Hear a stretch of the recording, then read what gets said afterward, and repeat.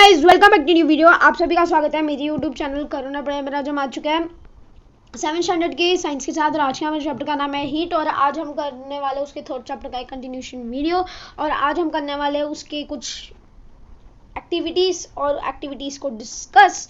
चलिए पढ़ाई करते हैं। सबसे पहले हम यहाँ पे एक एक्टिविटी देख सकते हैं जो है लेट्स ट्राई दिस। और हमें क्या क्या चीज़ें चाहिए जो मैं अभी पढ़ने वाला हूँ। हमें 2 थिन एल्यूमिनियम की शीट्स चाहिए और वो सेम साइज की होनी चाहिए। 2 स्मॉल ग्लासेस, 2 छोटे छोटे ग्लास और पानी, thermometers, black paint etcetera.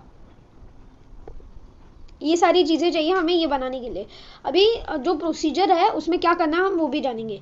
Paint the outer surface of 1 tin with black paint, let it dry, then in the both tins place 1 glass each filled with water at the same temperature. Cover the tin with lids, keep them in the sun for 2 hours. Now measure the temperature of water in the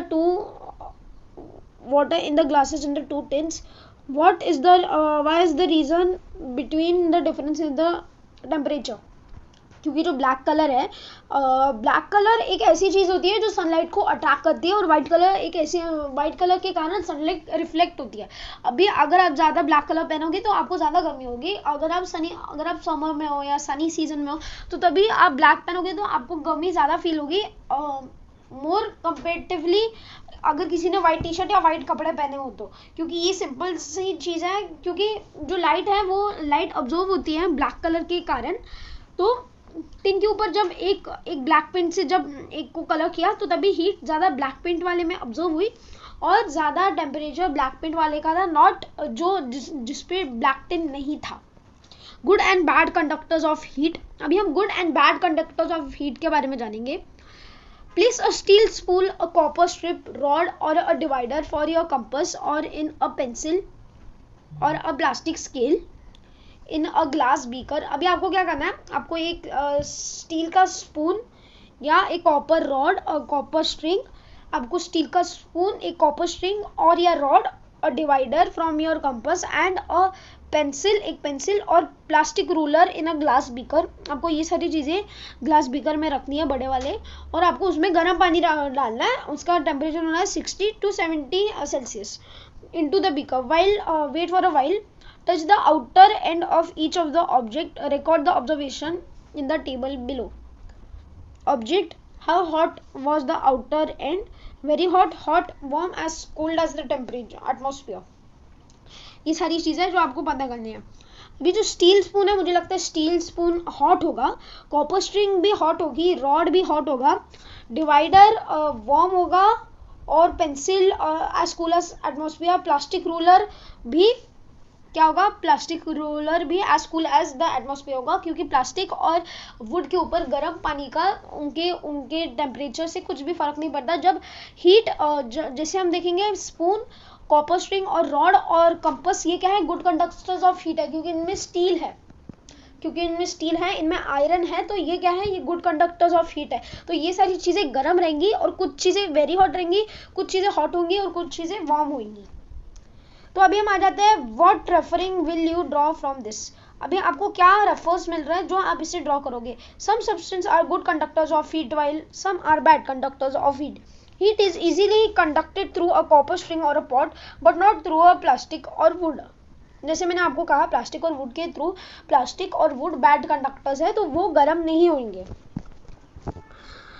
Why do we use white clothes in summer and dark or black clothes in winter?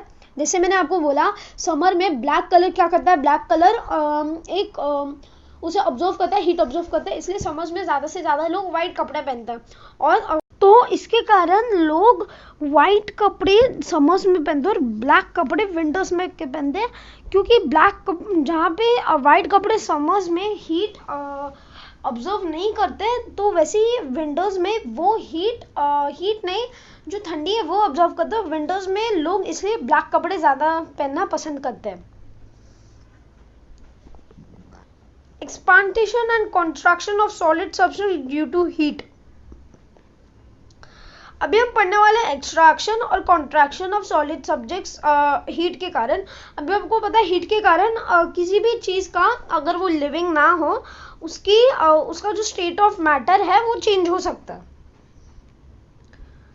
Activity हम देखेंगे, take a metal ring and a metal ball of such size that the metal ball just passes through the ring. Heat the ball and then check whether it passes through the ring. Now let's see the ball.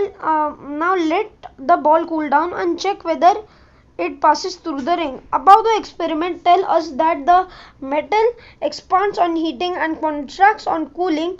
Solids expand due to heat and come back to their original state if heat has been removed. However, the extension to which the different solids expand is different. अभी यहाँ पे क्या, अभी आप ये जो experiment देखोगे इससे आपको एक ही चीज़ आप कंक्लूड कर सकते हो कि जब वो बॉल था, जब वो हीट नहीं किया था तब वो एक्सपांड नहीं हुआ था, तो वो इजीली जा पा रहा था। जब उसको हीट किया, उसके जब मॉलिक्यूल्स एक दूसरे से सेपरेट हुए, उसका साइज बड़ा हो गया, वो एक्सपांड हुआ, तो तभी वो अटक रहा था जाने से। बिफोर हीटिंग, आफ्टर हीटिंग, जैसे आप यहाँ पे देख सकते हो, जब वो वापस ठंडा हो जाता है, जब उसे वापस ठंडा किया जाता है तो उसके जो मॉलिक्यूल्स होते हैं वो वापस आसपास आ जाते हैं और उसकी साइज थोड़ी बहुत से वापस छोटी हो जाती है।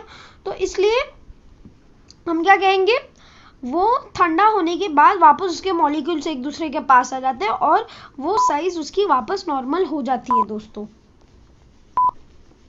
अभी इसके बाद हम देखेंगे एक नई चीज जो है और एक नया एक्सपेरिमेंट। ये एक्सपेरिमेंट होने वाला है expansion of contraction of liquid due to heat. अभी